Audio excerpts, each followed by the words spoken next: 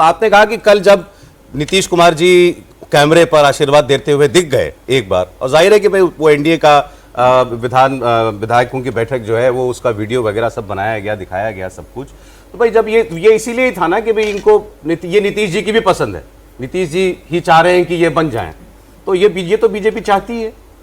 नहीं देखिए, ये तो घोषित रूप से सबको मालूम है कि सम्राट चौधरी नीतीश जी की पसंद है।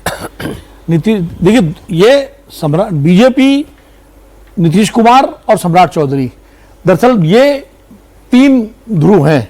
सम्राट चौधरी जो है नीतीश कुमार की पसंद है, इसीलिए उनका नाम आगे किया गया। बीजेपी की सहमति असहमति के साथ रही।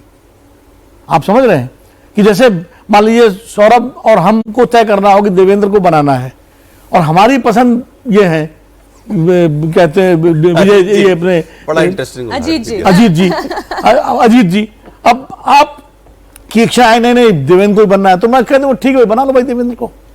तो क्या बनाना वो स्थिति वो जो भी वो स्थिति है कि सम्राट चौधरी बीजेपी के नेता हैं, पसंद नीतीश कुमार, पहली पसंद नीतीश की है। नहीं, पसंद नीतीश कुमार के नेता बीजेपी के हैं, क्यों बनना बीजेपी पहले बड़ा बनाया। नहीं, ये बीजेपी ने बड़ा बनाया। जो सम्राट चौधरी को नीतीश जी पसंद करें, इसका कोई कारण नहीं था। और जेडीयू के लोगों का ये कहना था कि जब आप शुरू में, जैसे आपको ध्यान भी होगा सर, कि उन्होंने तो ये तक कहा था कि मैं अपनी पगड़ी यानी मुरेठा जो मैंने बांधा है नीतीश जी को हटा के खोलूंगा। उसके बाद बीजेपी के टॉप लीडरशिप से जब ये कमांड दिया गया कि अब तो नीतीश जी साथ आ रहे हैं, तो आपको अपनी लाइन बदलनी होगी और नीतीश जी का भरोसा हासिल करना होगा। ये बीजेपी के नेताओं ने इस लिहाज से कहा कि ट्रांजिशन के समय नीतीश कुमार को ऐतराज ना हो, अन्यथा वो चॉइस बीजेपी के हैं। जेडीयू के नेताओं के साथ सम्राट चौधरी का इक्वेशन इस लिहाज से बहुत अच्छा रहता था कि बीजेपी ने उन्हीं को डिप्यूट किया था। अगर सम्राट चौधरी के बजाय मान लीजिए संजीव चौरसिया को अगर बीजेपी के नेताओं ने आगे किया होता, तो संजीव चौरसिया के साथ भी उनका इक्वेशन वैसे ही होते।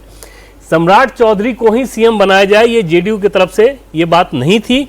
बस ये था कि सम्राट चौधरी ने क्योंकि नीतीश जी को साथ लिया, तो वहां से ऑब्जेक्शन नहीं आया। वो आप ही ने जो बात कही ना कि उन्हें कहा गया, एक मैसेज दे दिया गया कि अब आप अपना तरीका बदलें, और उन्होंने ऑब्जेक्शन ना करें। हाँ, पांव छुए, उनके साथ साथ बिल्कुल हमसाये की तरह वो दिखाई देते रहे। जैसे सम्राट चौधरी की तुलना में अगर संजीव चौरसिया को नाम लेके, जैसे मैंने उदाहरण बात करेंगे, संजीव चौरसिया को अगर आगे करती बीजेपी, तो नीतीश कुमार या जेडीयू के नेता ज्यादा खुश होते उनके प्रोफाइल के हिसाब से। हाँ, ये जरूर है कि अगर नित्यानंद राय को आगे किया जाता तो फिर जेडीयू की तरफ से ऑब्जेक्शन आता, संजय जायसवाल को अगर आगे किया जाता तो जेडीयू की तरफ से ऑब्जेक्शन आता, क्योंकि इन दोनों के प्रदेश अध्यक्ष रहते हुए जेडीयू के साथ रिश्ते खराब थे।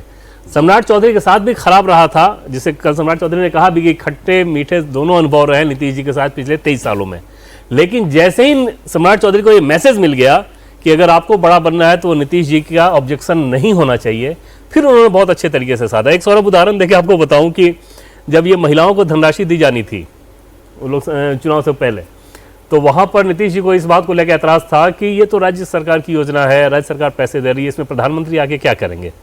बीजेपी नेताओं को यह था कि अगर पीएम जाएंगे तो फिर हमारे हिस्से में ज्यादा क्रेडिट आएगा। अब सम्राट चौधरी को ये जिम्मेदारी दी गई और उसमें तनातनी हो नहीं सकती थी, चुनाव का समय था। सम्राट चौधरी ने नीतीश जी को यह समझाया कि ये बिल्कुल सही बात कह रहे हैं आप कि ये तो राज्य सरकार की योजना है, मुख्यमंत्री को ही ये करना चाहिए, इसमें किसी और केंद्र के नेता की जरूरत नहीं है।